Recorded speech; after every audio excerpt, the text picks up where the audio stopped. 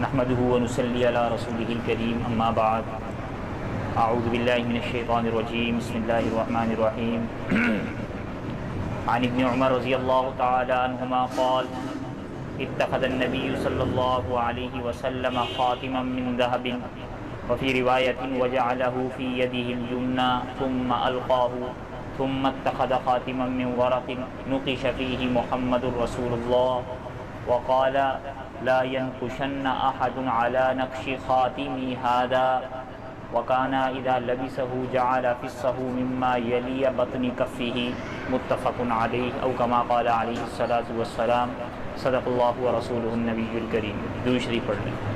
اللهم صل على محمد وعلى آل محمد كما صليت على إبراهيم وعلى آل إبراهيم إنك حميد مجيد. اللهم بارك على محمد وعلى آل محمد كما باركت على إبراهيم وعلى آل إبراهيم إنك حميد مجيد. اللہ تعالیٰ کا احسان ہے کہ اللہ رب العزت نے ہمیں یہاں جمع ہونے کی اور نبی آخر الزمان صلی اللہ تعالیٰ علیہ وآلہ وسلم کی مبارک احادیث مبارکہ کو سننے کا موقع عنایت فرمایا. اللہ تعالیٰ ہمیں حضور علیہ الصلاۃ والسلام کی ان مبارک احادیث کو درست انداز سے سننے سمجھنے اور اس پر عمل پیرا ہونے کی توفیق و رحمت فرمائے. آمین. آپ حضرات کے سامنے ایک حدیث مبارکہ کی تلاوت کا شرف حاصل کیا گیا ہے. یہ حدیث مبارکہ انگوٹھی سے متعلق اس حدیث مبارکہ میں کچھ احکامات ہیں کہ حضور نبی دو عالم صلی اللہ تعالیٰ علیہ وآلہ وسلم انگوٹھی جو پہنا فرمایا کرتے تھے اس کی حیت کیا تھی، اس کی صورت کیا تھی، اور آپ علیہ الصلاۃ والسلام نے انگوٹھی سے متعلق کیا ہدایات ارشاد فرمائی ہیں. تو سب سے پہلے حدیث کا ترجمہ سماعت فرمائیں کہ حضرت عبداللہ بن عمر رضی اللہ تعالی عنہما فرماتے ہیں کہ اتخذ النبی صلی اللہ علیہ وسلم خاتما من ذهب، کہ نبی علیہ الصلاۃ والسلام نے ایک سونے کی انگوٹھی بنوائی. آپ صلی اللہ علیہ وسلم کی سونے کی انگوٹھی بنی. وفی روایت ایک حدیث میں آتا ہے کہ وجعلہ فی یدہ الیمنی، آپ علیہ الصلاۃ والسلام نے اس انگوٹھی کو دائیں ہاتھ میں پہنا. ثم القاہ، پھر آپ علیہ الصلاۃ والسلام نے اس انگوٹھی کو پھینک دیا. ثم اتخذ خاتما من ورق، پھر آپ علیہ الصلاۃ والسلام کی چاندی کی انگوٹھی بنائی. نقش فیہ محمد رسول اللہ، اور اس میں نقش کیا گیا تھا محمد رسول اللہ.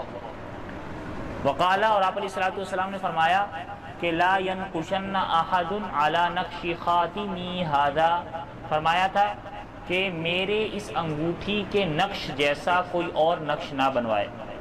وکانا اذا لبسہ، اور جب آپ علیہ الصلاۃ والسلام اس انگوٹھی کو پہنا فرمایا کرتے تھے تو جعل فصہ مما یلی بطن کفہ، تو آپ علیہ الصلاۃ والسلام اس انگوٹھی کا جو نگینہ ہے اس کو اپنی ہتھیلی کی جانب رکھا کرتے تھے. یہ پوری حدیث مبارکہ ہے. بخاری شریف اور مسلم شریف میں یہ حدیث مبارکہ موجود ہے. گویا اس میں آپ علیہ الصلاۃ والسلام کی انگوٹھی سے متعلق چند احکامات یا چند ہدایات یا چند چیزیں ذکر کی گئی ہیں. اب ہمارے سامنے یہاں پر اور بھی حدیث مبارکہ ہیں، تھوڑی سی وہ بھی نقل کی جائیں گی. تو یہ جو مردوں کا انگوٹھی پہننا اور خواتین کا انگوٹھی پہننا، اس سے متعلق ان احادیث مبارکہ سے ہمیں بہت سارے مسائل سمجھ میں آتے ہیں. پہلی چیز تو یہ کہ آپ علیہ الصلاۃ والسلام نے انگوٹھی پہنی ہے. تو یہاں پر ذکر کیا گیا کہ آپ علیہ الصلاۃ والسلام کے لیے سونے کی انگوٹھی بنائی گئی تھی، لیکن آپ کو پتہ ہے کہ حدیث مبارکہ میں ہم نے پڑھا سنا کہ سونا مردوں پر حرام ہے. تو یہاں پر یہ بات کیسے آ گئی کہ آپ علیہ الصلاۃ والسلام کے لیے سونے کی انگوٹھی بنی تھی؟ تو یہ بات یاد رکھیں کہ شریعت کے احکامات وقتاً فوقتاً آئے ہیں. بعض چیزیں ایسی تھی پہلے جائز تھی، لیکن بعد میں ان میں ممانعت آ گئی. اسی طریقے سے جو ہے سونا، اس کے پہلے ڈائریکٹ ممانعت نہیں آئی تھی، ڈائریکٹ حرام نہیں ہوا تھا. جیسے شراب، جیسے ہی مسلمان ہوتے گئے تو ان پر شراب حرام تو قرار نہیں دی گئی تھی. وقتاً فوقتاً مرحلہ در مرحلہ وہ شراب حرام ہوئی ہے. اسی طریقے سے یہ جو سونے کی انگوٹھی کا تذکرہ ملتا ہے حضور علیہ الصلاۃ والسلام سے متعلق کہ سونے کی انگوٹھی بنائی گئی تھی، وہ اس وقت ہے کہ جب سونے کی حرمت کا حکم اللہ تعالیٰ کی طرف سے آیا نہیں تھا. اس وقت آپ علیہ الصلاۃ والسلام کی سونے کی انگوٹھی بنی. بعض روایت میں آتا ہے آپ علیہ الصلاۃ والسلام نے پہنی، بعض روایت میں آتا ہے کہ نہیں پہنی نہیں تھی، کہ اللہ تعالیٰ کی طرف سے حکم آ گیا کہ مردوں پر سونا حرام ہے. تو لہٰذا آپ علیہ الصلاۃ والسلام نے وہ انگوٹھی آیا نا ثم القاہ، پھر وہ پھینک دی، پھر اس انگوٹھی کو پھینک دیا گیا. پھر انگوٹھی بنی آپ علیہ الصلوۃ والسلام کی چاندی کی انگوٹھی. تو چاندی کی انگوٹھی آپ علیہ الصلوۃ والسلام نے پہنی ہے، اور اس چاندی کی انگوٹھی کا جو صورت تھی، جو حیت تھی، وہ یہ تھی کہ اس کا جو نگینہ تھا، اس نگینے پہ محمد الرسول اللہ لکھا ہوا تھا. اور محمد الرسول اللہ کیسے لکھا ہوا تھا وہ آگے حدیث مبارکہ میں اس کی باقاعدہ ایک حدیث مبارکہ کے میں وضاحت آتی ہے کہ سب سے نیچے لکھا ہوا تھا محمد، اس کے اوپر لکھا ہوا تھا رسول، اس کے اوپر لکھا ہوا تھا اللہ. یعنی اوپر سے پڑھیں تو اللہ رسول محمد، نیچے سے پڑھیں تو محمد رسول اللہ. اس طریقے سے اس انگوٹھی کے نگینے میں لکھا ہوا تھا. اور آپ علیہ الصلوۃ والسلام نے یہاں پر جو ارشاد فرمایا ہے کہ میرے اس انگوٹھی کے نگینے میں جو لکھا ہوا ہے ایسا کوئی اور نہ لکھوائے. یہ آپ علیہ الصلوۃ والسلام نے کیوں فرمایا ہے، اس کو ذرا سمجھیں. دیکھیں جو آپ علیہ الصلوۃ والسلام نے انگوٹھی پہنی تھی، وہ انگوٹھی آپ علیہ الصلوۃ والسلام نے کسی وجہ اور کسی ضرورت کے تحت پہنی تھی. وہ وجہ اور ضرورت کیا تھی؟ رضی اللہ تعالیٰ عنہ فرماتے ہیں کہ نبی کریم صلی اللہ علیہ وسلم نے جب ارادہ کیا کہ ان یکتب الی کسری و قیصر و نجاشی، کہ آپ جو دیگر ممالک کے جو حکمران ہیں قیصر و کسریٰ اور نجاشی، ان کو خطوط لکھیں اور خطوط کے ذریعے ان کو دعوت کا، اسلام کا پیغام پہنچائیں. تو پھر فقیلا انہم لا یقبلون کتابا الا بخاتم. تو آپ علیہ الصلوۃ والسلام سے یہ عرض کیا گیا یا رسول اللہ، یہ جو بڑے حکمران ہیں ان کے پاس جب کوئی پیغام جاتا ہے تو یہ اس وقت تک پیغام قبول نہیں کرتے جب تک کوئی اس پر مہر نہ لگی ہوئی ہو، ثبوت نہ ہو اس کا کہ یہ کس کی طرف سے پیغام آ رہا ہے. تو لہذا فساغ رسول اللہ صلی اللہ علیہ وسلم خاتماً، تو آپ علیہ الصلوۃ والسلام کے لیے انگوٹھی بنائی گئی. حلقہ فضۃ، اس کا حلقہ جو ہے وہ چاندی کی تھی، اور نقش فیہ محمد رسول اللہ، اور اس میں محمد رسول اللہ لکھا ہوا تھا. اور آگے یہ بھی ہے بخاری کی حدیث میں آتا ہے کہ کان نقش الخاتم ثلاثۃ اسطر، کہ وہ جو آپ علیہ الصلوۃ والسلام کی انگوٹھی کا جو نقش تھا وہ 3 لائنوں پر مشتمل تھا. ٹھیک ہے، ثلاثۃ اسطر، محمد سطر، ایک سطر میں ایک لائن میں محمد، ورسول سطر، اور ایک لائن میں رسول، واللہ سطر، اور ایک لائن میں اللہ لکھا ہوا تھا. اس طریقے سے وہ محمد رسول اللہ بن جاتا ہے. تو لہٰذا پتہ چلا کہ حضور علیہ الصلوۃ والسلام کی وہ جو انگوٹھی تھی، وہ انگوٹھی جو ہے بطور مہر کے استعمال کی جاتی تھی. آپ علیہ الصلوۃ والسلام جب خط حضور علیہ الصلوۃ والسلام کی جانب سے کسی بادشاہ کے نام پیغام جاتا تو اس کے نیچے وہ مہر آپ علیہ الصلوۃ والسلام لگا دیا کرتے تھے، محمد رسول اللہ جس میں لکھا ہوتا تھا. تو اس وجہ سے اور اس ضرورت کے تحت آپ علیہ الصلوۃ والسلام نے پہنی ہے. اور پھر منع کیا کہ ایسا نقش کوئی نہ بنوائے. کیوں بھائی؟ اس وجہ سے مہر ہے نا. اب ایک آدمی کا سائن ہوتا ہے، دوسرا بندہ بھی ویسا ہی سائن کرنا شروع کر دے تو وہ جعلی ہو گئی نا چیز. اس کی قانونی اجازت نہیں ہے، دنیاوی طور پر بھی اجازت نہیں ہے، دینی طور پر بھی اجازت نہیں ہے. تو وہ حضور علیہ الصلوۃ والسلام کی مہر ہے. اب اس مہر کی کوئی ڈپلیکیٹ تیار نہیں کر سکتا، اس وجہ سے آپ علیہ الصلوۃ والسلام نے منع فرمایا. اور دوسری بات یہاں پر یہ ہے کہ حضور علیہ الصلوۃ والسلام نے خصوصیت سے منع کیوں فرمایا. یہ بات تو صحابہ بھی رضوان اللہ تعالی میں جو جانتے تھے نا کہ بھئی یہ تو مہر ہے، اس جیسی مہر ہم نے بنوانی نہیں ہے، کیونکہ یہ تو خاص حضور علیہ الصلوۃ والسلام کی ہے. ٹھیک ہے، تو یہ اس وجہ سے خصوصیت سے منع فرمایا کہ حضرات صحابہ کرام رضوان اللہ تعالی علیہ مجمعین وہ ہستیاں تھیں جو آپ علیہ الصلوۃ والسلام کے ایک ایک عمل کی پیروی کیا کرتی تھیں. اتنے حریص تھے وہ عمل کرنے میں کہ حضور علیہ الصلوۃ والسلام کا یہ عمل ہے، حضور علیہ الصلوۃ والسلام نے ایسے بال بنوایا، حضور علیہ الصلوۃ والسلام نے ایسے سرما لگوایا، ہم بھی لگواتے ہیں. تو بھئی تو آپ علیہ الصلوۃ والسلام نے منع فرما دیا کہ بھئی آپ لوگوں نے یہ کام نہیں کرنا، یہ خاص ہے میرے ساتھ. اس وجہ سے حضور علیہ الصلوۃ والسلام نے یہاں پر یہ منع فرمایا ہے. اچھا، یہ تو تھا حضور علیہ الصلوۃ والسلام کی انگوٹھی کے حوالے سے. پھر وہ انگوٹھی آپ علیہ الصلوۃ والسلام جو ہے اس کا جو نگینہ ہوتا ہے وہ باہر نہیں، وہ اندر کی طرف رکھا کرتے تھے. اس کا نگینہ اندرونی طرف ہوتا تھا، باہر نہیں ہوتا تھا. یہ تمام حدیث مبارکہ میں اس بات کی وضاحت ملتی ہے کہ نگینہ جو تھا وہ اندرونی طور پر تھا. کان یجعل فی الصحو مما یلی کفیہ، وہ اسی طریقے سے اس کو جو ہے مہر لگا دیا کرتے تھے، کسی سیاہی میں یا کسی چیز میں بھی اس کو ڈپ کر کے مہر لگا دیا کرتے تھے. اب نگینہ اندرونی طرف ہے. اب پھر ایک جو ہے کیا کہتے ہیں وضاحت مسلمانوں کو یہ بھی چاہیے ہوتی ہے کہ بھئی آپ علیہ الصلوۃ والسلام کون سے ہاتھ میں اور کون سی انگلی میں وہ انگوٹھی پہنا کرتے تھے. تو یہ بھی حدیث مبارکہ میں آتا ہے. کون سے ہاتھ میں؟ دونوں قسم کی حدیث ہے. حضرت عبداللہ بن جعفر رضی اللہ تعالی عنہ فرماتے ہیں کہ کان نبی صلی اللہ علیہ وسلم یتختم فی یمینی، آپ علیہ الصلوۃ والسلام نے دائیں ہاتھ میں انگوٹھی پہنی ہوئی تھی. یہ حدیث ہو گئی. حضرت علی رضی اللہ تعالی عنہ فرماتے ہیں کہ نہیں، حضرت عبداللہ بن عمر رضی اللہ تعالیٰ عنہ فرماتے ہیں کہ نبی کریم صلی اللہ علیہ وسلم نے یتختم فی یسارہ، بائیں ہاتھ میں انگوٹھی پہنی ہوئی تھی۔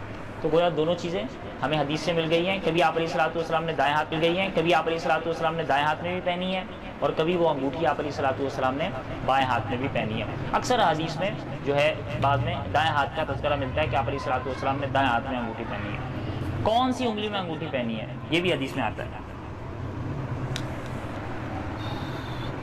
حضرت علی رضی اللہ تعالیٰ عنہ فرماتے ہیں کہ نہانی رسول اللہ صلی اللہ علیہ وسلم ان اتختم فی اصبعی ہذہ او ہذہ قال فاوما الی الوسطی والتی تلیہا۔ حضرت علی رضی اللہ تعالیٰ عنہ فرماتے ہیں کہ نبی کریم صلی اللہ علیہ وسلم نے مجھے منع فرمایا کہ میں انگوٹھی اس اور اس انگلی میں پہنوں، اور حضرت علی رضی اللہ تعالیٰ عنہ نے یہ فرماتے ہوئے اپنی درمیانی انگلی اور درمیانی کے ساتھ والی انگلی کی طرف اشارہ کیا کہ آپ علیہ الصلوۃ والسلام نے مجھے اس میں اور اس میں انگوٹھی پہننے سے منع فرمایا ہے۔ یہ بات سمجھ میں آ گئی؟ ٹھیک ہے، ان دونوں میں پہننے سے آپ نے منع فرمایا۔ اسی طریقے سے ایک اور صحابی ہیں غالباً حضرت انس رضی اللہ تعالیٰ عنہ، وہ فرماتے صلی اللہ علیہ وسلم فی ہذہ کہ آپ علیہ الصلوۃ والسلام کی انگوٹھی اس انگلی میں ہوا کرتی تھی، واشارہ الی الخنصر من یدہ الیسری، اور حضرت انس رضی اللہ تعالیٰ عنہ نے یہ جو اس بولا نا، اس بولتے ہوئے حضرت انس رضی اللہ تعالیٰ عنہ نے اپنے بائیں ہاتھ کی چھوٹی انگلی کی طرف اشارہ کیا کہ آپ علیہ الصلوۃ والسلام کی انگوٹھی جو ہے اس میں ہوا کرتی تھی۔ تو لہٰذا احادیث سے پتہ چلتا ہے کہ حضور علیہ الصلوۃ والسلام انگوٹھی پہنتے تھے تو یا تو چھوٹی انگلی میں یا چھوٹی انگلی کے ساتھ والی انگلی میں، کیونکہ یہاں دونوں کو تو منع کر دیا نا، حدیث میں دونوں کی منع آ گیا، انگوٹھے میں تو ویسے بھی نہیں پہنتے، تو آپ علیہ الصلوۃ والسلام کی یا تو دائیں ہاتھ یا بائیں ہاتھ کی چھوٹی یا چھوٹی کی ساتھ والی انگلی میں انگوٹھی ہوا کرتی تھی اور اس کا نگینہ اندر ہوا کرتا تھا۔ یہاں تک ہے حضور علیہ الصلوۃ والسلام کی انگوٹھی کی جو کیفیت تھی وہ تھی۔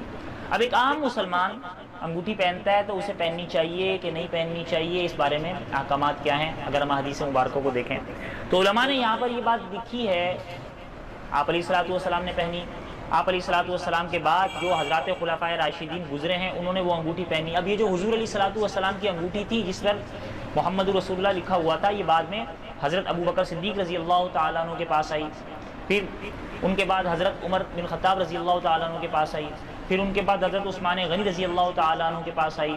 حضرت عثمان غنی رضی اللہ تعالیٰ عنہ کے زمانے میں ان کا ایک غلام ہے، اس غلام کے پاس وہ انگوٹھی تھی، کسی کام سے اس کے پاس تھی، کہ وہ انگوٹھی جو تھی آپ علیہ الصلوۃ والسلام والی وہ کنویں میں گر گئی، اس کے بعد وہ انگوٹھی نہیں ملی۔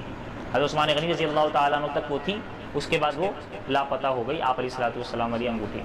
اور علماء فرماتے ہیں کہ اس میں بھی اللہ کی کوئی حکمت ہے، ٹھیک ہے، کیونکہ حضرت عثمان غنی رضی اللہ تعالیٰ عنہ کے زمانے تک کا زمانہ بڑا پرامن والا زمانہ گزرا ہے، اس میں کوئی لڑائی جھگڑے اور کوئی شکوک و شبہات ایسا کوئی معاملہ ہی نہیں ہوا۔